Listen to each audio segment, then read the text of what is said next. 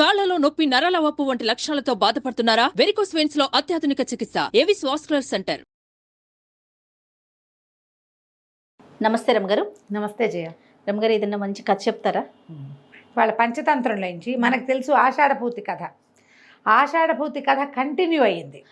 మనం ఎప్పుడూ అది చెప్పాల. అవును, అందరికీ ఆషాఢభూతి దాకానే తెలుసు కదా. అవును, చెప్దాం ముందు కథ. దాన్ని అది భలే వెరైటీగా ఉంటుంది. పూర్వం ఒక అడవిలో ఒక పాడుపడిపోయిన దేవళం లాంటిది, ఒక సత్రం మఠం లాంటిది ఉండేది. అక్కడ దేవశర్మ అని ఒక యోగి ఒక ఆయన ఉండేవాడు. ఈ దేవశర్మ మొదట్లో సంసారం పరిత్యాగం చేశాడు, కానీ ఆయన్ని చుట్టుపక్కల వాళ్ళు వీళ్ళు పిలిచి డబ్బులు ఇస్తుండేవాళ్ళు. క్రమంగా ఆయనకు ఒక ఆసక్తి మొదలైందనమాట. మామూలుగా ఈ యోగులు సన్యాసులు ఏం దాచుకోకూడదు, గృహస్థుల ఇళ్లలో నిద్రలు చేయకూడదు. కానీ డబ్బు చేరుతుంటే డబ్బు వ్యామోహాన్ని కలిగిస్తుంది. ఆయన ఏం చేశాడు, దాన్ని బంగారు రూపంలో మార్చి ఒక విగ్రహ రూపం, ఒక శివలింగం కానీ బంగారంగా మొత్తానికి పెట్టుకున్నాడు. తన దగ్గర ఉంది, డబ్బు ఉంది. అయితే ఏం చేశాడు, ఆ డబ్బు వాళ్ళకి తెలియకుండా ఉండడం కోసం ఒక బొంతలో వేసి కుట్టేసుకున్నాడు. కొత్తగా వచ్చిన డబ్బు అందులో చేర్చి మళ్ళీ కుట్టేస్తూ ఉండేవాడు. ఆ బొంత ఎవరికి ఇచ్చేవాడు కాదు, అది వేసుకుని తనే కూర్చునేవాడు. అయితే ఈయన దగ్గర ఈ డబ్బులు ఉన్నాయని గమనించినటువంటి ఆషాఢభూతి అనే ఒకడు చూసి, గురువుగారిని నాకు కూడా సంసార పరిత్యాగం చేయాలనుంది, మీకు మళ్ళీ నేనేం సరసంగ పరిత్యాగంగా ఉంటాను, నాకు బోధించండి, నేను ఏ దేవుని కొలవాలి, ఏ పూజ చేయాలి, ఇట్లా బాగా నమ్మించాడు. నేను తిని వారం రోజులైంది, తినకపోయినా నేను బాగానే ఉంటున్నాను, ధ్యానం చేస్తుంటే అన్నం అక్కర్లేదు, నీళ్ళు అక్కర్లేదు అనగానే వీడు భక్తుడని భావిస్తారు కదా. ఆయన ఏమనుకున్నాడు, మెల్లిగా ఇతను నమ్మాడు. కానీ ఎప్పుడు బొంత చేతికి ఇచ్చేవాడు కాదు. క్రమంగా కొన్నాళ్ళకి ఆషాఢభూతి చాలా క్లోజ్ అయిపోతే సరే ఏం చేశారు, ఒకసారి పక్క ఊరు వాళ్ళు ఎవరో పిలిచారు. ఆ ఊరికి వెళ్ళే దారిలో ఏరు వస్తుంది. అక్కడ దాకా వెళ్ళేసరికి బాత్రూమ్కి వెళ్దాం అనిపించింది. అలాగే మరి ఇక పాపం ఏదో ఒకటి తింటారు కదా సన్యాసులు అయితే మాత్రం. ఏం చేశాడు, బాగా ఆలోచించి ఆ బొంతనిది శివప్రసాదం, భగవంతుడు సాక్షాత్తు భగవంతుడి ప్రసాదంగా భావించి జాగ్రత్త పెట్టిన ఆయన అని పోయాడు. ఆ ఏరు దాటి ఓ పక్కకి వెళ్ళేసరికల్లా ఆషాఢభూతి బొంత చంకల పెట్టుకున్నవాడు జంపు వెళ్ళిపోయాడు. వాడేమో పారిపోయాడు. ఈయనేం చేశాడు, అట్నుంచి అటు ఉంది వీళ్ళని నమ్మాడు, శిష్యుల్ని బాగా నమ్మి ఆయనకి ఏ సంశయం లేదు, వీడు వెళ్ళిపోతాడేమో అంటే అర్జెంటుగా గబగబా పని తెవుల్చుకుని వచ్చును. అవును, పర్వాలేదని నిదానంగా నడుస్తుంటే ఏమైంది, ఆయనకి ఎట్లా కనపడింది, వెతుక్కుంటున్నాడు. సరే చూస్తే వీడు కాస్త జంపు. ఆయనకి 2 పొట్టేళ్ళు కనిపించాయి. అవి 2 పొట్టేళ్ళు ఇట్లా బంగారపు రంగు బొచ్చు భలేగా ఉన్నాయి. అవి 2 ఇట్లా వచ్చి కొట్టుకుంటున్నాయి. అలా గుద్దుకుంటాయి కదా పొట్టేళ్ళు. అయితే ఏమైంది, అవి అడవిలోకి వచ్చిన కొండ పొట్టేళ్ళు ఇక్కడ తిరుగుతున్నాం అనమాట. అవి కొట్టుకుంటుంటే అవి బుర్రలు పగిలి నెత్తురు వచ్చేస్తుంది. అవి ఎక్కడైతే కొట్టుకుంటున్నాయో నెత్తురు కింద పడుతుంది, కొంచెం బ్లడ్ పడింది, ఒక నక్క వచ్చింది అక్కడికి. అది ఏం చేసింది, అవి 2 వెనక్కి వెళ్ళినప్పుడు పరిగెత్తుకుంటూ వచ్చి ఆ రక్తాన్ని నాకడానికి ప్రయత్నం చేస్తుంది. జనరల్గా 2 పెద్దవాళ్ళు కొట్టుకుంటుంటే వాళ్ళ మధ్యలోకి వెళ్ళకూడదు, తెలివి తక్కువ పని కదా. అంతేగా కదా. ఈయన చూస్తూ అనుకున్నాడు, ఈ నక్క చస్తుందేమోనని. వాళ్ళ మధ్య ఎప్పుడు కూడా 2 పెద్దవాళ్ళు కొట్టుకుంటుంటే వాళ్ళ మధ్యలోకి వెళ్ళకూడదు. వాళ్ళు కొట్టుకుని ఏదో ఒకటి తేల్చుకుంటారు. మధ్యలో 3వ వాడు ఎంటర్ అయిన వాడు సర్వనాశనం అయిపోతారు కథల్లో. అవును, మనం చూస్తూ ఉంటాం, మనకు లౌకికంగా కూడా తెలుసు. వాళ్ళ పేర్లు మనం చెప్పుకోం, అంతే కదా. అవునండి, రాజకీయాల్లో కూడా చూస్తాం మనం.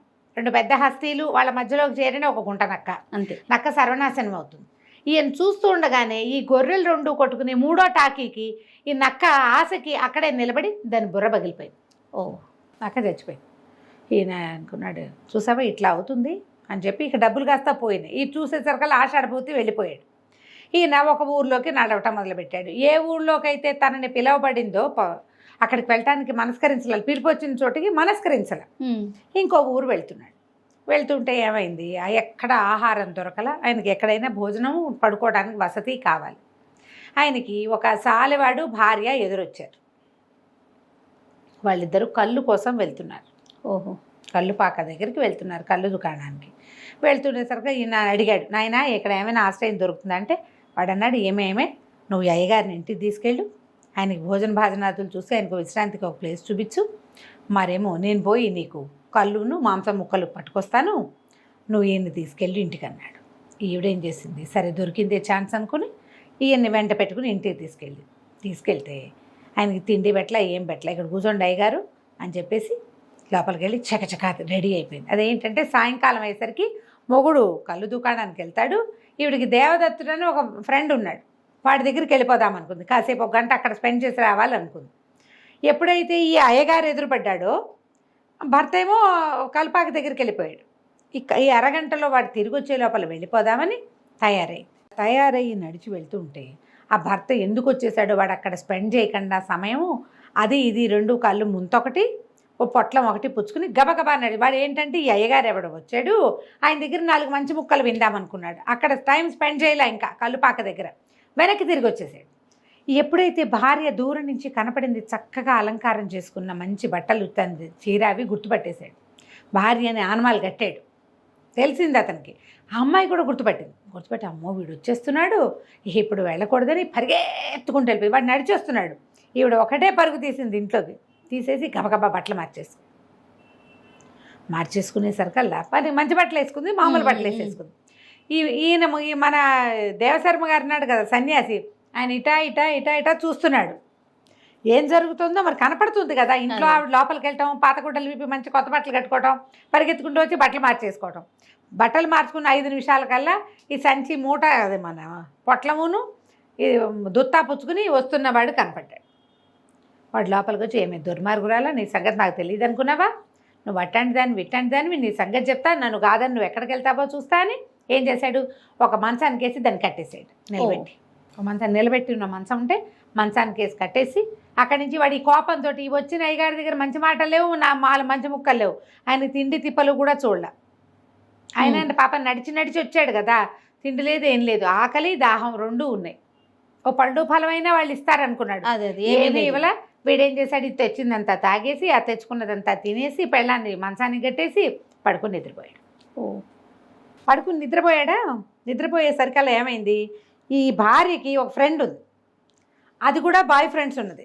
అది వచ్చి ఇంటికి వచ్చి చూసి ఏమైంది, నిన్నిటా కట్టేశాడు, మరి నువ్వు దేవదత్తుడు నీ కోసం అక్కడ వేచున్నాడు, నువ్వు వెళ్ళవా అంటే ఎట్టా వెళ్ళను, నన్ను కట్టేసి ఉన్నాడు, పైగా లేచి చూశాడంటే నేను కనపడలేదనుకో కొంప మునిగిపోతుంది అని అన్నది. అనేసరికల్లా దూతంది, ఇంత తెగదాగేసిన వాడు ఫ్రెండ్, ఇంత తెగదాగేసిన వాడు ఏం లేస్తాడే వాడి బొందా, అయినా మత్తులో వాడేమి ఆనవాళ్ళు కట్టాడు, మన ఇళ్లలో దీపాల పాడ ఆమదం దీపాల వెలుగులో నువ్వు నేను ఒకేలా ఉంటావు, నువ్వు ఓ పని చేయి, నన్ను కట్లోడదీస్తా, నన్ను కట్టేసి నువ్వు వెళ్ళిపో దేవదత్తుడి దగ్గరికి, వచ్చాక నన్ను మనిద్దరం ప్లేసులు మార్చుకుందాము అని చెప్పి ఫ్రెండ్ కోసం త్యాగం చేసింది అనమాట. ఈ అమ్మాయి ఏం చేసింది, సాలివాడి భార్య వచ్చిన వాడి అమ్మాయి భర్త ఎవరంటే మంగళతను నాపితుడు అంటారు, అతని భార్యని కట్టేసి ఈవిడ కాస్త వెళ్ళిపోయింది బాయ్ ఫ్రెండ్ని కలవడానికి. ఈ కళ్ళు తాగి పడుకున్న వాడికి ఓ 12 గంటలకో ఎప్పుడో మెలకు వచ్చి నువ్వు అందం వల్లే నీకు ఇంత పొగరబోతాను, నువ్వు అందుకే వాళ్ళ వెనకాల వీళ్ళ వెనకాల తిరుగుతున్నావు, ముక్కు కోసేస్తానని పెళ్ళాం అనుకుని ఫ్రెండ్ తాలూకు ముక్కు కోసేసాడు కత్తి పెట్టుకుని. కోసరికలు ముక్కు కింద పడిపోయింది, కిందంతా నెత్తులు లబో దిబో మంది, ఇక లబో లేదు దిబో లేదు. కాకపోతే మన దేవశర్మ గారు నాడు ఆయనకి ఆకలితో దాహంతో నిద్ర పట్టట్లా ఇట్లా చూస్తున్నాడు, మొత్తం సీనంతా చూసేసాడు. ఆయన చూస్తూనే ఉన్నాడు. సరే ముక్కు కోసేసి వీడు మళ్ళీ వెళ్ళి పడుకున్నాడు, దుత్తలో మిగిలిన కాస్త కంగలు తాగేసి పడుకున్నాడు. ఆ బాయ్ ఫ్రెండ్తో బాగా స్పెండ్ చేసి వచ్చిన ఆవిడ 1 గంటకు వచ్చింది వెనక్కి.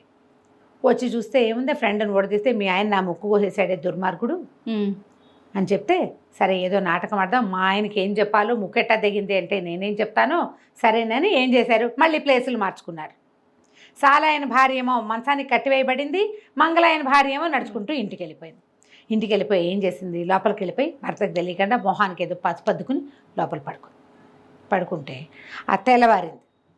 6:30-7 గంటలు అవ్వగానే ఆ భర్త నిద్ర లేచి మంగళాయన వాకిట్లోనే పళ్ళు తోకున్నాడు. పెళ్ళాన్ని లేచిందో గీచిందో ఆయన ఏం చూడలే. గుడ్ మార్నింగ్లు అవి చెప్పుకోరు మనకు, మళ్ళీ వాళ్ళు శుభోదయాలు అవి ఏం లేవు.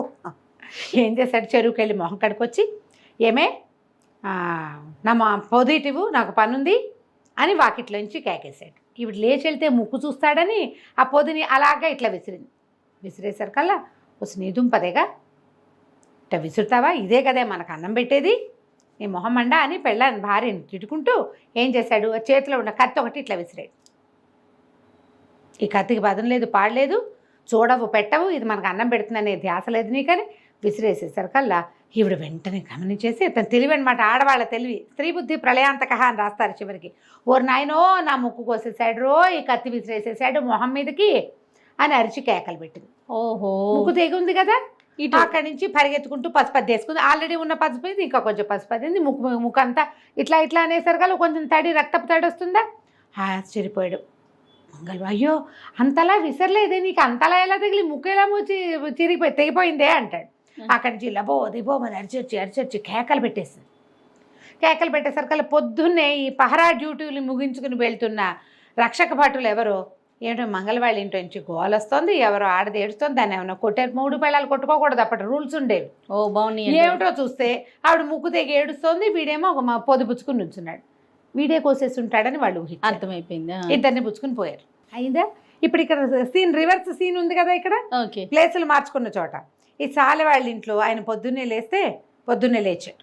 లేవగానే పెళ్ళామంది, దుర్మార్గుడా నా మీద కత్తి విసురుతావా నువ్వు, నా ముక్కు కోయటానికి, నేనే గనక పతివ్రతామ తల్లినైతే నా కోసుకున్న నువ్వు తరిగేసిన ముక్కు అతుక్కుపోతుంది చూసుకో నాకు అని అరిచి కేకలు పెట్టింది. మొగుడన్నాడు, నువ్వేం పెద్ద పతివ్రతవే, సావిత్రివే, దమయంతివే, నువ్వు పతివ్రతవు కాదు, నువ్వు దొంగ మహాన్వి, వాడు ఎవరి దగ్గరకో వెళ్ళొచ్చావు, నీ సంగతి నాకు తెలీదా, నీ ముక్కు అతుక్కోదు మూతతుక్కోదు, నేను చూస్తా కానీ లేచొచ్చాడు. లేచొస్తే భార్య ముక్కు తెగిలేదు. ఓ అదేంటి, రాత్రి నేను కోసేసానే అనుకున్నాడు. కింద చూస్తే నెత్తురు మరకలున్నాయి, ముక్కు మాత్రం మామూలుగానే ఉంది. మనిషి వారిపోయింది కదా. వీడు నిర్ఘాంతపోయాడు. అయ్యో రామా, నా భార్య నిజంగా పతివ్రత, అసలు ఈ కలియుగంలో ఇలా జరుగుతాయి ఎక్కడైనా? ముక్కు నా చేత్తో నేను తరిగా కత్తి వెతుక్కున్నాడు, కత్తి మీద నెత్తురు మరకలు ఉన్నాయి, తన చేతికి నెత్తురంటే ఇది, కింద నెత్తురుంది, ముక్కేమో మామూలుగా ఉంది. నా భార్య అంత పతివ్రత భూలోకంలో లేదని పెళ్ళాన్ని ఒక కట్లు ఉడదీసి దాని కాళ్ళు పట్టుకుని క్షమాపణ అడిగి, నీలాంటి పతివ్రత పెళ్ళమైనా సరే దాని కాళ్ళు పట్టుకోవాల్సిందేనని దాని భుజాల మీద ఎత్తుకుని ఊరేగించి, నీకు కావాల్సినవన్నీ నేను కొనిపెడతాను, నేను సంతోషంగా ఉంచడమే నా విధి అన్నాడు. మన దేవశర్మ గారు ఆ నాటకము చూశాడు, ఈ నాటకము చూశాడు. ఇక వీళ్ళ దగ్గర తిండి తిప్పలు దొరకవని ఆయన నడిచి వెళ్ళిపోతున్నాడు. నడిచి వెళ్తూ ఉంటే ఆయనకి రక్షక భటుల మధ్యలో లబో దిబోమంటూ ఏడుస్తున్న ముక్కు కోయబడిన ఒక అమ్మాయి, దాని పక్కన ధీరంగా బుర్రవాల్చుకుని నడుస్తున్న దాని భర్త అయిన మంగళ అయినా కనపడ్డారు. కనపడంగానే నేను అనుకున్నాడు, ఓహో రాత్రి కేసు ఇక్కడికి వచ్చేసిందని వాళ్ళ వెనకాల నడుచుకుంటూ పోయాడు. రాజస్థానానికి తీసుకెళ్లారు. కోర్టు ఆస్థానం పూర్తిగా రాజుగారు కదా, న్యాయాధిపతి ఉంటాడు అక్కడ. తీసుకెళ్లేసరికల్లా మా ఆయన నా ముక్కు కోసేశాడని అమ్మాయి, వీళ్ళంతా ఏమో మగవాడు ముక్కు, ఆడదాని ముక్కు కోయచ్చా, వీడికి శిక్ష వేయాలని సైనికులు. దేవశర్మ అన్నాడు, అయ్యా క్షమించండి, అది కాదండి జరిగింది, నిన్న రాత్రి ఒక పెద్ద నాటకం జరిగింది, ఆ నాటకంలో పాత్ర ఈ అమ్మాయి. ఇప్పుడు దీని ముక్కు గనక భర్తే తరిగేస్తుంటే వీళ్ళు ఇంటి నిండా నెత్తురు మరకలు ఉండద్దు, మరి ఎంత పసుపద్దితే మాత్రం. ఈ నెత్తుడు మరకలు ఫలానా సాల వాళ్ళ ఇంట్లో ఉన్నాయండి, అక్కడ తరగబడిన ముక్కు, ఈ అమ్మాయి మంచిది కాదు అని చెప్పేసరికల్లా రాజుగారు ఆ న్యాయాధిపతి అన్నాడు, ఇది చేసిందే తప్పు, అక్కడెక్కడో ముక్కు తరిగించుకొచ్చి భర్త మీద వేసింది కాబట్టి దీని చెవులు కూడా తరిగేసి ఊడించి పంపించాలి. తో పాటు చెవులు కూడా గతిరించి పంపించారు. మంగళ అయిన తర్వాత ఇంకో పెళ్లి చేసుకున్నారు. కథ కంచికి మనం ఇంటికి. భలే ఉంది. దీంట్లో ఇది ఏంటంటే ఎప్పుడు కూడా ఇలాగే మోసపోతారు ప్రజలు. అసలు జరిగిన కథ వేరే ఉంటుంది అంతే. వీళ్ళు కల్పిస్తే ఫ్యాబ్రికేటెడ్. ఇప్పుడు మనం చూస్తున్నాం ఫ్యాబ్రికేటెడ్ కేసులు. చూడు ఎప్పటిది పంచతంత్రం. అవును, ఏనాటి పంచతంత్రంలో ఫ్యాబ్రికేషన్ చెప్పారు చూడు. అవును, బాగా వెరైటీగా ఉంటాయి. అందులో 8 రకాల శ్లోకాలు పద్యాలు ఉంటాయో బాగుంటుంది. ఓకే, చాలా బాగుందండి. నమస్తే రమ్మ గారు. నమస్తే.